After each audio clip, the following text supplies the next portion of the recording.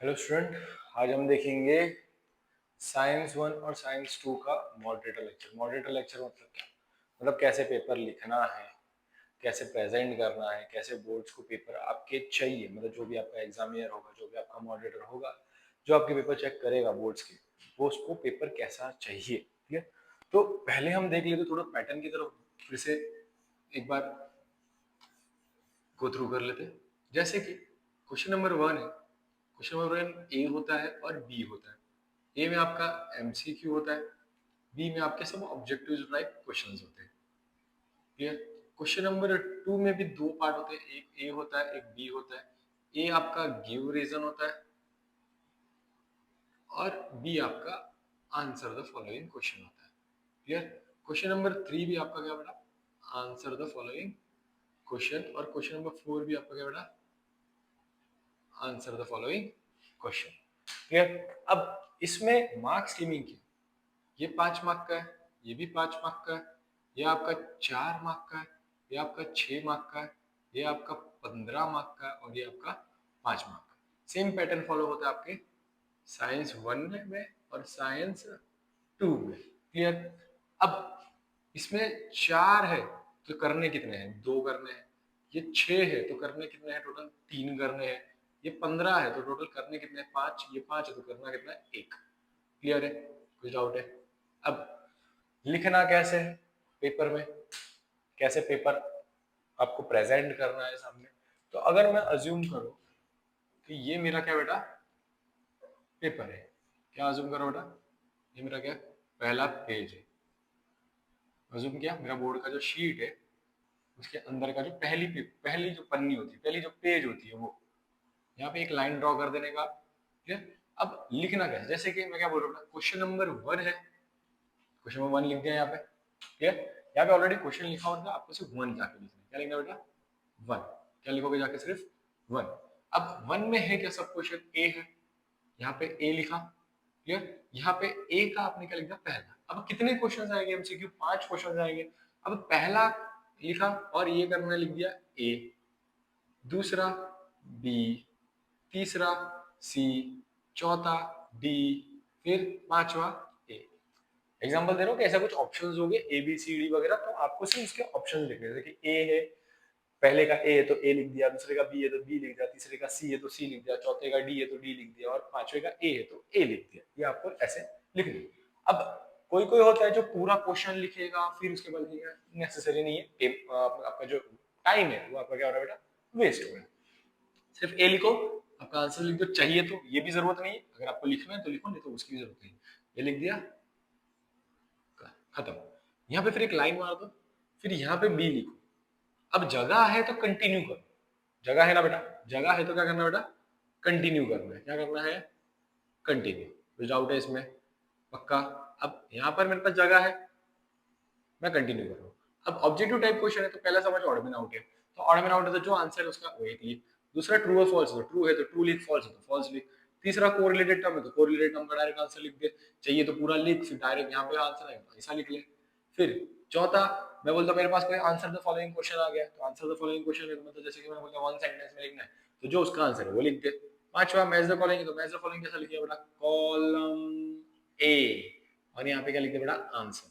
तो column A में अगर जो भी तेरा क्वेश्चन है वो लिख दे और जो भी उसका रिस्पेक्टेड आंसर है, ऑप्शन जो भी आ रहा है ए बी सी, 3 ऑप्शन दिए रहते हैं, समझ उसका आंसर ए है तो ए लिख दे और उसका जो है पूरा कंप्लीट कर दे। इसको चाहिए तो ऐसा बॉक्स बना दे। क्लियर? ऐसा बॉक्स बना दे, खत्म। अब यहाँ पर क्या हो गया? क्वेश्चन नंबर 1 तेरा खत्म, एक पेज में क्वेश्चन 1 तेरा खत्म हो जाता है। क्लियर? आपको क्या करना है? जितना अच्छे से प्रेजेंट करोगे सामने वाला उतना खुश होगा, उतना खुश होगा तो उसके लिए इजी होगा, वो इतने इजीली मार्क्स देगा। अब ये होगा पेज मेरा 1। अब मैं ले लेता हूँ बेटा पेज 2। अब पेज 2 में मैं क्या करूंगा? जैसे कि मेरा ले लिया बेटा मैंने पेज 2। अब पेज 2 रहेगा सेम। क्लियर? अब पेज 2 पे क्या करना है? क्वेश्चन नंबर लिखा आपने 2। अब पेज 2 पे आपने क्वेश्चन नंबर 2 लिखा। क्वेश्चन नंबर 2 में कितने सब क्वेश्चन है? ए और बी। सेम यहाँ पर मैंने एक लाइन मार दी। यहाँ पे क्या लिख दिया मैंने बेटा? ए फर्स्ट। अब फर्स्ट मैंने क्या लिखा बेटा? गिव रीजन लिखा। अब गिव रीजन में क्या होता है बेटा? बहुत से लोग क्या करते हैं 10-10 पॉइंट लिख कर आते हैं, एक एक एक पेज लिखा है, कुछ मतलब नहीं। जो दो करेक्ट पॉइंट है, जो दो प्रॉपर पॉइंट होते हैं, जो मतलब ना वैलिड पॉइंट, वो दो वैलिड पॉइंट आपको लिखने, दो क्या लिखने बेटा, वैलिड पॉइंट। अब तो दो वैलिड पॉइंट के लिए कितना जाएगा टाइम, या फिर कितना जाता है, जगह कितना जाएगा। एग्जाम्पल की तौर पर यहाँ पे पहला पॉइंट लिख दिया, यहाँ पे दूसरा पॉइंट लिख दिया, क्लियर। तो यहाँ तक आपका ये क्या खत्म हो गया, पहला तो खत्म ही हो गया। अब जब ये दो पॉइंट लिखते हो फिर एंड में लिखने का बेटा यहाँ पे देयरफॉर, क्वेश्चन पूरा लिख दिया, खत्म हो गया, क्लियर। ये आपका गिव रीजन 1 खत्म। फिर अगर समझो आपने सेकंड अटेम्प्ट किया तो सेकंड में भी सेम 1 2, तो यहाँ पे कुछ खत्म हो गया। अब कभी भी याद रखने का, अगर आप बड़े क्वेश्चन या फिर बोलते जो एक्सप्लेनेशन वाले क्वेश्चन है, वो जितना आप पॉइंट फॉर्म में लिखोगे उतना सामने वाले के लिए क्या होगा, इजी होगा। आप यहाँ पर बेटा इंग्लिश का पेपर नहीं लिख रहे हो, आपका लैंग्वेज ऑफ आंसरिंग इंग्लिश है, लेकिन ये पेपर इंग्लिश का नहीं है, क्लियर। जो आप पैसेज बनाओगे, पैसेज पूरा उसको थियोरी फॉर्म में लिख के एकदम बिना पॉइंट के लिखोगे तो चलेगा, वैसा नहीं होता यहाँ पे, क्योंकि ये बेटा क्या तुम्हारा साइंस पेपर है, यहाँ पे लॉजिक आपके वैलिड पॉइंट्स काउंट किए जाते हैं। अब वैलिड पॉइंट मतलब क्या, आपके दो valid point will be the enough for your 2 marks, बरोबर ना। अब ये पॉइंट मेरा करेक्ट है तो मैं इसका दे दूंगा 1, ये पॉइंट करेक्ट है तो 1, तो कितना हो गया, 2 मार्क्स मिल गए, क्लियर ना। ऐसा होता है। अब 10 पॉइंट लिखोगे, वो 10 पॉइंट में ढूंढेगा मॉडरेटर एग्जामिनर के भाई किधर है इसका मेन पॉइंट, तो इरिटेट होता है वो, क्लियर। तो आपको जो मेन ना, जो वैलिड पॉइंट है वो आपको लिखना है। अब यहाँ पर जगह बची है, क्लियर। तो मैं क्या करूंगा बेटा, यहाँ पे क्या लिखूंगा, बी, बी लिख दिया, क्योंकि सब क्वेश्चन है ना बेटा, सब क्वेश्चन लिख दिया बी पहला। अब जो भी है आंसर मैंने लिख दिया। अब यहाँ पर कैसे क्वेश्चन आते हैं मालूम है क्या, छोटे छोटे क्वेश्चन आते हैं। छोटे छोटे क्वेश्चन मतलब कैसे क्वेश्चन, कि एक डायग्राम दे दिया, identify the given diagram and right the uses of the given diagram. अब एग्जांपल देता हूँ, मेरे को एक मोटर वोटर का कोई डायग्राम दे दिया गया, जैसे सोचो इलेक्ट्रिक मोटर दिया हो, तो उसको क्या करना बेटा, आइडेंटिफाई करना कि the given diagram is electric motor. अब उसका यूजेस, अब इलेक्ट्रिक मोटर का क्या यूज होता है वो उसको लिखने का, electric motor use in a fan, so and so on, बहुत सी चीजें में यूज होता है, आप जो भी यूज है उसका एक लिख सकते हो, क्लियर। जनरेटर दिया रहेगा तो जनरेटर का क्या यूज किया, the given diagram is of electric generator, और यूजेस क्या हो जाएगा बेटा उसका, it use to produce electricity, खत्म, दैट्स इट। तो कितनी लाइन एक्वायर होगी, ज्यादा से ज्यादा एक या दो, एक दो, क्लियर। अब यहाँ पर अभी आपको और भी क्या लिखना है, क्वेश्चन नंबर 2 का बी लिखना है, क्लियर। कितने अटेम्प्ट करने थे, 3 करने, अभी तक एक ही हुआ है, तो मैं तीसरे पेज पे जाऊंगा। कौन से पेज पे जाऊंगा बेटा, तीसरे पेज पे, क्लियर। एक मार्जिन ड्रॉ कर दो। अब तीसरे पेज पे जाऊंगा, मेरा बेटा कौन सा क्वेश्चन चल रहा है, सेकंड, लिख दिया सेकंड। कौन सा है बेटा, बी, क्लियर। कौन सा बेटा, बी। अब बी का मैं कौन सा करने वाला, फर्स्ट हो गया, सेकंड यहाँ पे कर दे, क्लियर। कुछ डाउट है, अब सेकंड भी उतना ही जगह जाएगा, फिर तीसरा लिख ले। अब 3 हो गए तो बोलेगा सर मेरे को चौथा पांचवा भी आता है, तो बेटा चौथा पांचवा देखो आता है तो एंड में कर। क्यों एंड में कर, बता, क्योंकि तेरा जो टारगेट होना चाहिए वो पहले क्या करना है, 5 5 2 3 5, और ये एक पे टारगेट होना चाहिए, एक्स्ट्रा तो बाद में कर एंड में। नहीं तो क्या हो जाएगा मालूम है, तो ये 5 करने जाएगा, इसके फिर उसके जाने करने जाएगा, तो क्या हो जाएगा मालूम है, टाइम वेस्ट हो जाएगा तेरा, कोई ना कोई क्वेश्चन छोड़ जाएगा। तो पहले क्या ट्राई कर, जो बोला गया वो कर। अब यहाँ पे जगह छूट गई है, अब तेरा यहाँ पे 3 क्वेश्चन खत्म हो गए, क्लियर। यहाँ पे लाइन मार दे, ये ऐसी लाइन मारने का काम तेरा नहीं, वो हमारा काम है, हमको जब पेपर आएगा तो हम मारेंगे। ऐसी लाइन मार दी, क्लियर। अब ये खत्म, तेरा काम हो गया, इधर एक लाइन मार दे, खत्म हो गया। अब पेज कितने हो गए, कितने पेज हो गए, पहला पेज, दूसरा पेज, तीसरा पेज, क्लियर। क्वेश्चन नंबर 2 तेरा खत्म, ये भी खत्म। अब तीसरे पेज पे जाना है, चौथे पेज पे, क्लियर। कौन से पेज पे जाऊंगा बेटा, चौथे पेज पे। अब फोर्थ पेज पे मैं जब जा रहा हूं तो मेरा कौन सा क्वेश्चन स्टार्ट हो रहा है, क्वेश्चन नंबर 3। तो क्वेश्चन नंबर 3 आ गया, अब पहला डाल दिया, क्लियर। मैं अज्यूम करता हूँ कि मेरे क्वेश्चन नंबर 3 जो है वो एक पेज पे ये एक सम हो गया, और यहाँ पर मैंने एक क्वेश्चन 2 स्टार्ट किया, टोटल मेरे को 5 करना है, तो अज्यूम कर मैंने यहाँ पे ये स्टार्ट किया। अब बड़े बड़े क्वेश्चन से समझ के चले, अगर रहा तो ये मेरा दूसरा पेज, इसके बाद वाला पेज पहला, दूसरा, तीसरा, चौथा, ये पांचवा। अब यहाँ पे बोल रहा हूँ सेकंड। अब यहाँ पे ध्यान दे, कभी भी क्या करने का पता है क्या, जब भी कोई क्वेश्चन खत्म हो रहा है, जैसे कि मेरा यहाँ पे क्वेश्चन नंबर 1 खत्म हो गया, यहाँ पे थोड़ी जगह बची, तो मैंने क्वेश्चन नंबर 2 यहाँ पे स्टार्ट किया, क्या नया क्वेश्चन नए पेज पे। अब ये रीजन क्यों, क्योंकि देख बेटा, नया पेज तू जब यूज करेगा तो सामने वाले के लिए चेकिंग करने के लिए भी इजी होगा, और तेरा पेपर थोड़ा प्रेजेंटेबल भी दिखेगा, क्लियर। अब बेटा बोर्ड को तो पैसा तूने दिया है, बोर्ड फीस भरी है, 1000 2000 जो भी तुमको से ली गई रहेगी, तो वो बोर्ड फीस दी गई है, तो पेपर का यूज करो, क्यों चिंदीगिरी करने का, थोड़ा सा यूज करने का। अब 3 का पहला दूसरा हो गया। अब यहाँ पर मैंने क्या किया, बेटा तीसरे का ही दूसरा मेरा कंटिन्यू है, तो मैंने यहाँ पे फिर से क्वेश्चन नंबर लिखा है। क्यों लिखा है, मेरे को पता तो कर, सामने वाले को पता चलना चाहिए ना कि क्वेश्चन नंबर 3 का दूसरा मैं कंटिन्यू कर रहा हूँ, ना कि कोई और कंटिन्यू कर रहा हूँ 4 का या फिर कोई और। तो 3 का दूसरा, यहाँ पे मैंने क्या ले लिया बेटा, तीसरा, कोई डाउट है। अब यहाँ पे मैंने क्या किया, मेरा आगे का पेज लिया, वो क्या हो गया बेटा, यहाँ पे मैंने चौथा ले लिया, और यहाँ पे कहीं पांचवा स्टार्ट किया मैंने।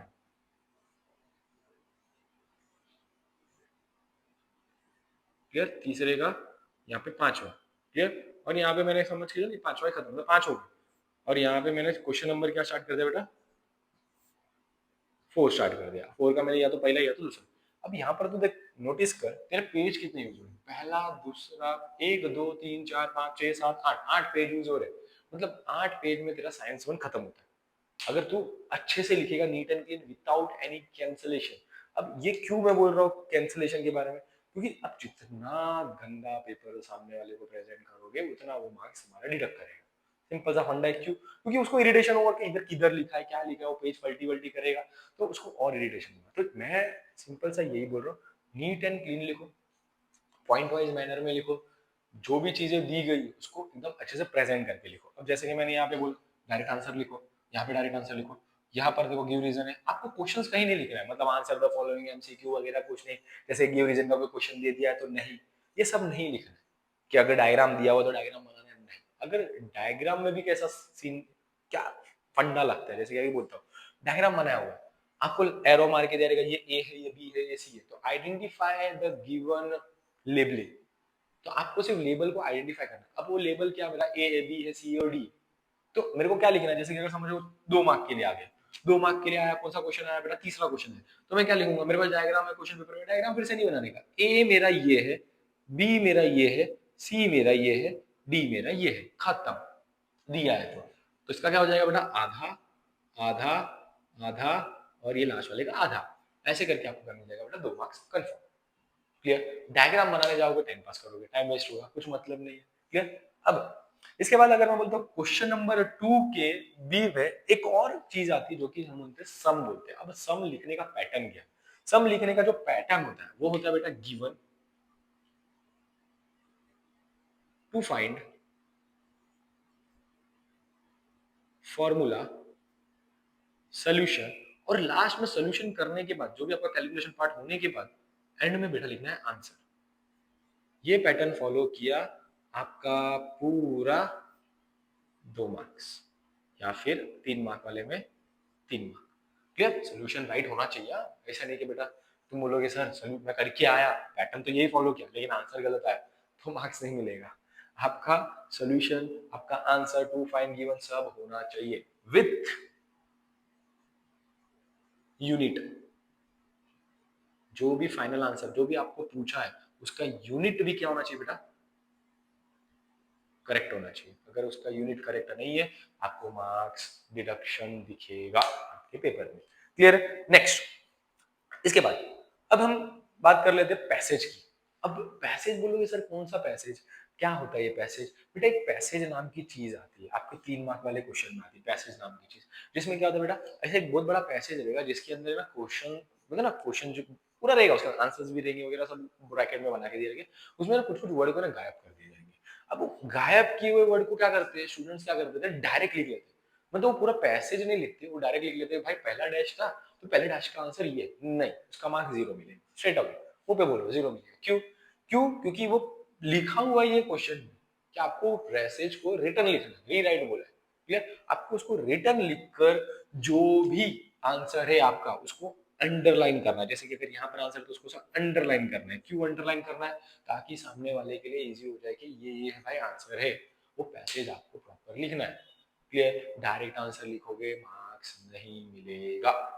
किस वाले में, पैसेज वाले में, जिसके अंदर पैसेज के अंदर से जो कुछ कुछ कुछ बोलते हैं ना वर्ड्स को, या फिर कुछ कुछ उसको एलिमिनेट कर दिया जाता है, क्लियर, वो ढूंढ के आपको एक ब्रैकेट दिया रहेगा, उस ब्रैकेट के अंदर पूरे आंसर्स लिखे हुए रहेंगे, उसमें से आपको ढूंढ के पिक करके उसको फिल करना है। क्लियर, तो आपको उसमें पूरा पैसेज लिखना है, अगर पैसेज आप नहीं लिखोगे आपको मार्क्स नहीं मिलेगा। क्लियर, ये हो गया।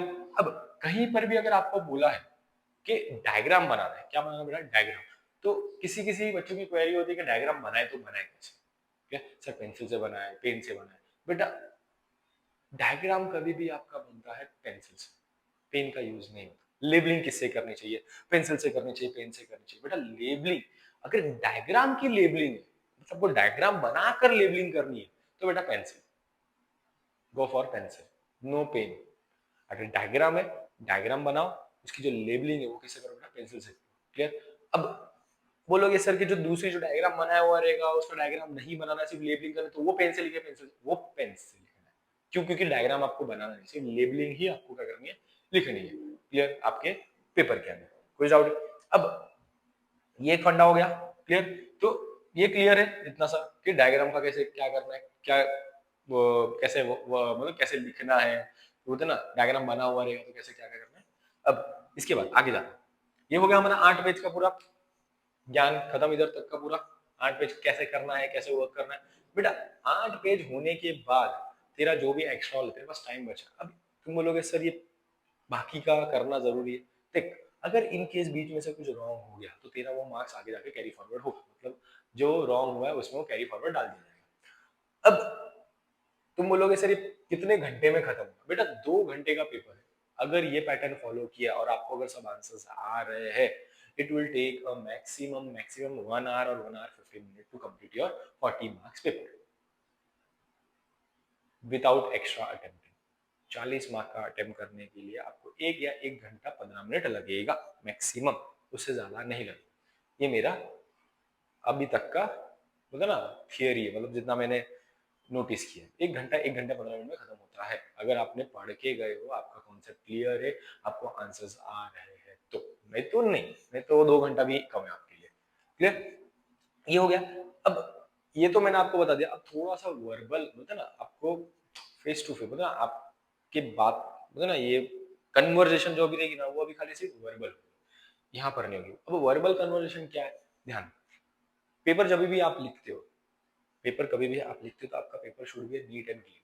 आप पेपर के अंदर अगर जितना भी कट शीट करोगे, आपका होता ना एक बेनिफिट नहीं मिलता, सॉर्ट ऑफ बेनिफिट नहीं मिलेगा। अगर आप समझो कुछ कट हो भी रहा है, अगर आप समझो कि मैंने बोला कि अगर सर कुछ मैंने स्पेलिंग मिस्टेक कर दी गलती से, मेरे को लिखना था क्या, मैंने लिख कुछ और दिया। क्लियर, जैसे कि मैंने बोल दिया कि मेरे को लिखना था बाबा, क्या लिखना था बेटा, बाबा हैज टू गो, या फिर जो भी है। क्लियर, मैंने लिख दिया डाबा। क्लियर, मेरे को लिखना था क्या बेटा, बाबा, लिख दिया मैंने डाबा। क्लियर, सर मेरा स्पेलिंग मिस्टेक हो गया तो मैंने ऐसा ऐसा ऐसा कर दिया, नहीं बेटा मार्क्स कटेगा। गंदा लगता है, मार्क्स कटने की तो बाद में बात है, गंदा लगता है। अगर आपका स्पेलिंग मिस्टेक हो गया है तो सिंपल सा फंडा है, उसको एक लाइन मार, बस हो गया, नीट एंड क्लीन।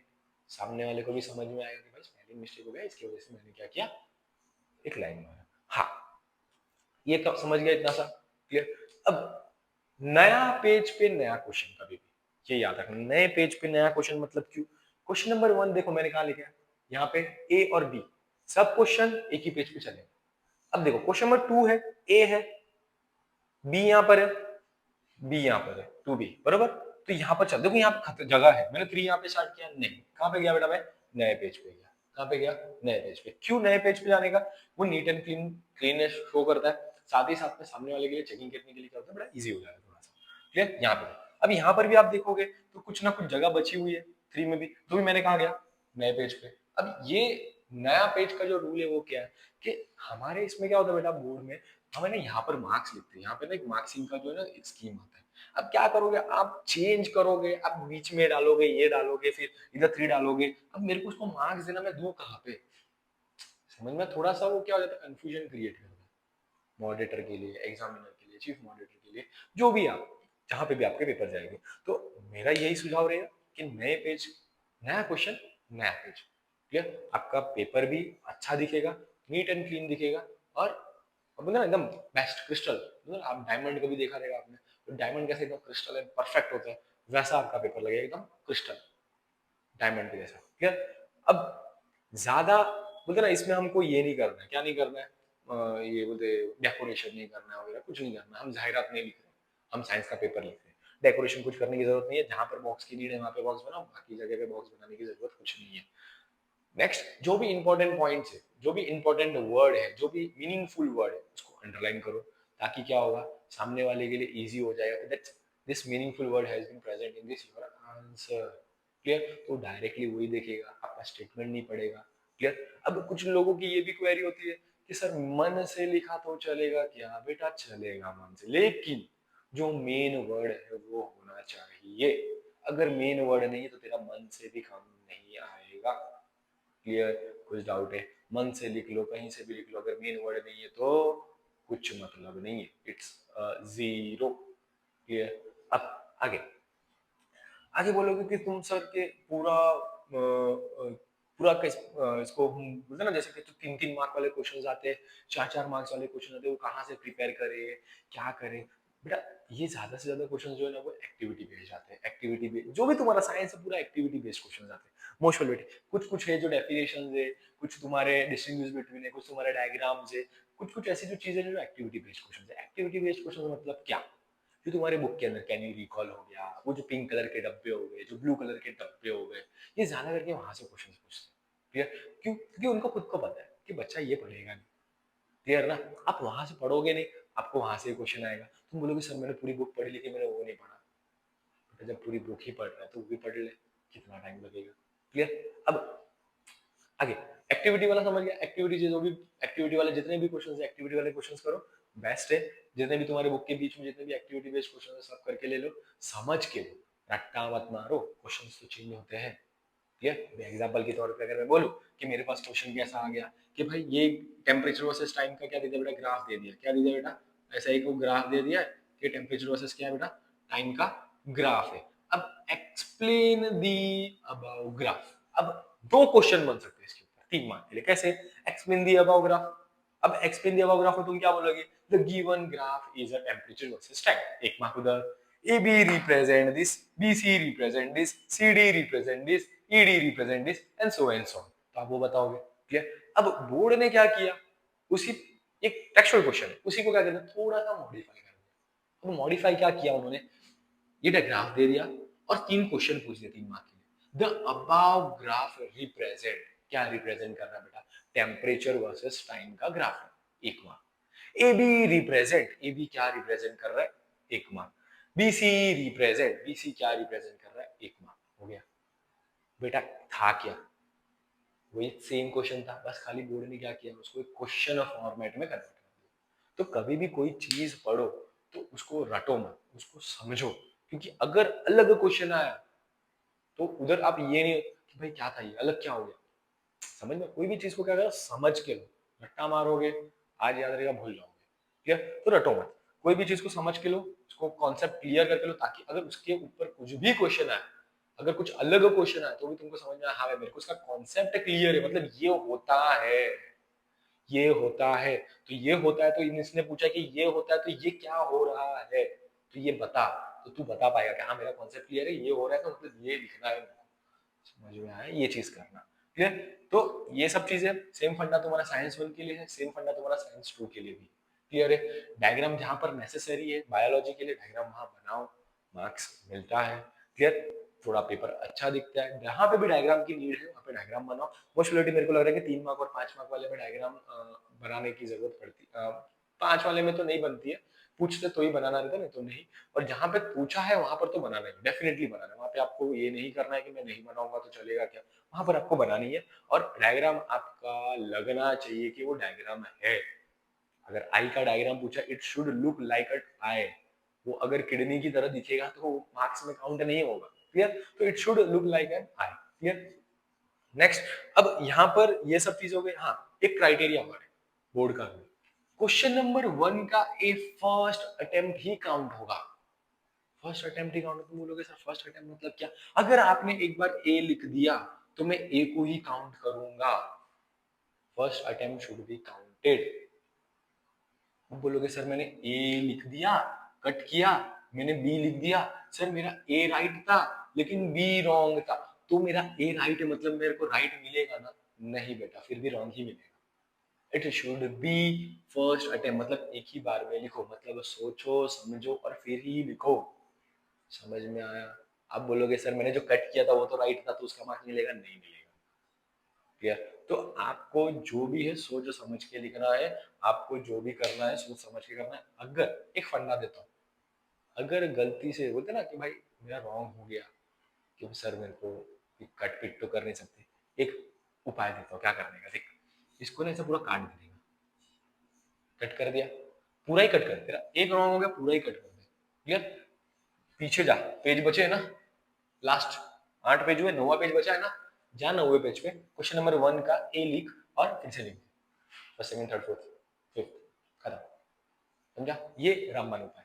हाँ, एक और चीज, ये जो डायरेक्ट आंसर वाला जो है ना, ये एप्लीकेबल होता है सिर्फ मैथ्स और साइंस के अंदर, एसएसटी के अंदर एप्लीकेबल नहीं है। ये अभी आपको बता देता हूँ, ये एप्लीकेबल है एबीसीडी जो लिखने का जो फंडा है, ये एप्लीकेबल है सिर्फ मैथ्स और साइंस के लिए, एसएसटी के लिए एप्लीकेबल नहीं है। हिस्ट्री ज्योग्राफी में एप्लीकेबल नहीं है। हिस्ट्री ज्योग्राफी में आपको एमसीक्यू के पूरे स्टेटमेंट लिखने के बाद आपको आंसर लिख के उसको अंडरलाइन करना है। It should be clear. ये सिर्फ एप्लीकेबल है आपके मैथ्स और साइंस के लिए ही, एसएसटी के लिए एप्लीकेबल नहीं है डायरेक्ट आंसर। क्लियर है? कोई डाउट है? पक्का? हर जगह पे मार्किंग मतलब ना, आपका हर पॉइंट मेंशन होना चाहिए, हर पॉइंट, हर आंसर आपका पॉइंट वाइज मैनर में भी होना चाहिए, क्योंकि पॉइंट वाइज मैनर में होगा तो वो सामने वाले के लिए इजी होगा। एक और चीज, जितना पूछा है उतना ही जवाब दो, ज्यादा भरोगे पेपर में कुछ मतलब नहीं है। जितना पूछा है उतना ही जवाब दो। अगर उसने पूछा है कि ये क्यों होता है, उतना ही बोलो कि ये इसकी वजह से होता है। उसके आगे की राम कथा, उसके पीछे की राम कथा मत बताओ, कुछ मत बताओ, वो क्या हो रहा है क्या नहीं हो रहा है, जितना पूछा है उतना जवाब दो, आपको मार्क्स मिलेगा। क्यों? ज्यादा बताने जाओगे टाइम वेस्ट होगा, जितना पूछा उतना जब बताने जाओगे आपका टाइम भी बचेगा, आपका पेपर भी टाइम पे खत्म होगा, आपको एक्स्ट्रा टाइम भी मिलेगा कुछ और क्वेश्चंस अटेम्प्ट करने के लिए, जहाँ पे अगर आपका कोई गलत हो गया कुछ क्वेश्चन तो वहां पर वो क्या कर देगा, कवर अप कर देगा। आप एक ही क्वेश्चन के पीछे ज्यादा टाइम दे दोगे तो आपका पेपर कंप्लीट नहीं होगा। क्लियर? अब टाइम कैसे आप अलॉट करोगे, कि आपका जो 2 आवर्स है, आप बोल रहे थे सर 1 आवर 15 मिनट में खत्म हो जाएगा। क्लियर ना? मैक्सिमम 1 आवर 15 मिनट में खत्म होगा, कैसे होगा? देख बेटा, ये तो एक लाइन वाले क्वेश्चन है, तो ये मैं बोलूं 5 मिनट में तो खत्म होना ही चाहिए। आप बोलोगे सर हम लोग को आता होगा तभी तो करोगे। बेटा देखो, अब 5 मिनट में तो ये खत्म होना ही चाहिए। पढ़ना तेरे हाथ में, 1 साल तूने क्या किया, 1 साल तूने पढ़ा तो है ना, तो 5 मिनट में तेरा ये खत्म होना ही चाहिए। 5 मिनट, इसको क्वेश्चन नंबर 2 और बी को मैक्स टू मैक्स 15 मिनट, कितना, 15 मिनट। गिव साइंटिफिक रीजन, और ये ए और बी को कितना मिनट बेटा, 15 मिनट। इसको तूने कितना दिया, ये दोनों को मिला के 5 मिनट, ये दोनों को तूने कितना दे दिया बेटा, 15 मिनट। तेरा कितना हो गया बेटा, 20 मिनट हो गया। क्लियर? अब ये जो क्वेश्चन नंबर 3 है ना, ये थोड़ा बड़ा होता है। क्लियर? 4 नहीं है जितना बड़ा क्वेश्चन नंबर 3 है। अब क्वेश्चन नंबर 3 को तू कितना मिनट देगा, बरोबर ना? क्वेश्चन नंबर 3 को तू देगा 40 मिनट्स, 40 मिनट। कितना देगा बेटा, 40 मिनट। क्लियर? अगर तू 40 मिनट नहीं दे रहा तो कितना दे रहा बेटा, 45 मिनट दे रहा है। इधर भी तू चल बोलता है कि सर 15 मिनट में तो नहीं होगा, 20 मिनट ले लिया, चल 20 मिनट, ये 15 मिनट ये बेटा कितना हो गया, 1 घंटा 10 मिनट हो गया, बराबर ना? 45, 5 50, और ये कितना हो जाएगा, 60 और 70, 70 मिनट मतलब कितना होगा बेटा, 60 मिनट का 1 घंटा, 1 घंटा 10 मिनट हो गया। लास्ट वाले को फिर तेरे को देना पड़ेगा बेटा सिर्फ और सिर्फ 5 मिनट, क्योंकि 5 क्वेश्चन आएंगे बेटा, 5 क्वेश्चन अटेम्प्ट करने हैं आपको, छोटे छोटे। क्लियर? समझा? कोई डाउट है? इसको आपको देना बेटा 5 मिनट, तो 1 घंटा 1 आवर 15 मिनट में तुम्हारा 40 मार्क का पेपर डन। क्लियर? कुछ डाउट है? पक्का? घाई नहीं करनी है, होता है। अगर आपकी रेगुलर राइटिंग और प्रैक्टिस है तो ये पॉसिबल है, अगर आपकी रेगुलर राइटिंग प्रैक्टिस नहीं है तो ये पॉसिबल नहीं है। आपने अगर ये शीट के ऊपर प्रैक्टिस किया है तो आपका 1 घंटे 15 मिनट में पेपर होना ही होना है। अगर आपने शीट के ऊपर प्रैक्टिस नहीं किया है और आपने ये पैटर्न के हिसाब से प्रैक्टिस नहीं किया तो आपका 1 घंटा 15 मिनट में पेपर नहीं होगा 101%। क्लियर? कोई डाउट है? पक्का? अब आगे, ये साइंस रिलेटेड इतना ही था, इसमें तो अभी कुछ है नहीं। अगर कुछ मिस आउट हो गया रहेगा, अगर आपको कुछ जानकारी और चाहिए तो आप कमेंट सेक्शन में आप पुटअप कर सकते हो जो भी आपकी क्वेरीज है कि सर इसकी वजह से क्या होगा, कैसे करना है वगैरह वगैरह, मैं रिप्लाई दे दूंगा। ये साइंस का इतना था, साइंस वन साइंस टू दोनों के लिए सेम पैटर्न फॉलो होता है, सेम चीजें ऑलरेडी हम लोगों ने पहले डिस्कस किया है वीडियो के अंदर। और ये जो हमने आज डिस्कस किया है कि पेपर कैसे लिखना है, क्योंकि बहुत से स्टूडेंट ऐसे होते हैं जो पढ़ तो सब लेते हैं, उनको आता सब है, लेकिन पेपर लिखना कैसे है वही नहीं पता। बरोबर ना? पेपर को कैसे प्रेजेंट करना है, सामने वाले को कैसे लिखना है, क्या करना है, वो किसी को नहीं पता। तो इसी के लिए मैंने क्या किया, ये वीडियो बनाया ताकि आपको पता चले कि पेपर को लिखना कैसे। क्लियर है? मैं भी एग्जामिनर हूँ, मैं भी पेपर चेक करता हूँ, तो हमको जो रूल्स एंड रेगुलेशंस बताए गए थे, हम उसी रूल्स एंड रेगुलेशंस के हिसाब से आपको बता रहे हैं कि पेपर को कैसे लिखना चाहिए, क्या फॉर्मेट होता है लिखने का, कैसे काम करना चाहिए, क्या क्या हमको चीजें चाहिए, क्या क्या हम आपसे एक्सपेक्टेशंस करते हैं कि आप हमें वो चीजें दो। तो मैं चाहता हूँ कि ये सब चीजें जो मैंने आज मेंशन की है वो सब चीजें आपके पेपर के अंदर होगी, तो आपको 40 आउट ऑफ 40 आना बहुत ईजी हो जाएगा। बस आपको पढ़ना है, आपने अगर पढ़ लिया आपको 40 आउट ऑफ 40 इजीली आ जाएगा। पढ़ना है, लिखना है, your work has been done. बस ये पॉइंट्स फॉलो करो, इतने ऐसे ही फॉलो करोगे तो आपका 40 आपके बोलते ना आपके हाथों में रखा हुआ रहेगा। क्लियर? तो ऐसे ही बने रहिए हमारे साथ। आज हमने साइंस किया, नेक्स्ट हम करेंगे, ट्राई करेंगे मैथ्स का जो ट्रिगो वाला पार्ट है। ट्रिगो में कुछ बच्चों की क्वेरी थी कि ट्रिगो के जो प्रूव दैट वाले सम्स है उसमें हमको कुछ क्वेरीज आ रही है, तो हम ट्राई करेंगे वो प्रूव दैट वाले सम्स एक बार ट्रिगो के सॉल्व करने के, ट्रिगोमेट्री के। तो वो प्रूव दैट वाले सम्स हम कर लेंगे, फर्स्ट एक्सरसाइज ही है आई थिंक सो, तो वो हम कंप्लीट करेंगे। साथ ही साथ में ऐसा ही एक लेक्चर में मैथ्स के लिए भी लेकर आऊंगा, सेम टॉपिक ऐसे ही कि कैसे उसका मैथ्स का पेपर लिखना चाहिए, क्योंकि मैथ्स के अंदर भी बहुत से बच्चे गलतियां करते हैं। तो हम मैथ्स का भी एक ऐसे ही वीडियो बनाएंगे जिसमें हम पूरा मैथ्स के रिलेटेड टॉपिक हम डिस्कस करेंगे, कैसे पेपर लिखना है, क्या क्या मैथ्स में रिक्वायर्ड है। क्लियर है? तो आज के लिए बस इतना ही। Thank you, have a nice day. और साथ ही साथ में आपकी एग्जाम आ रही है, आप एग्जाम के लिए प्रिपेयर कीजिए। मेरी तरफ से आपको ऑल द बेस्ट। क्लियर?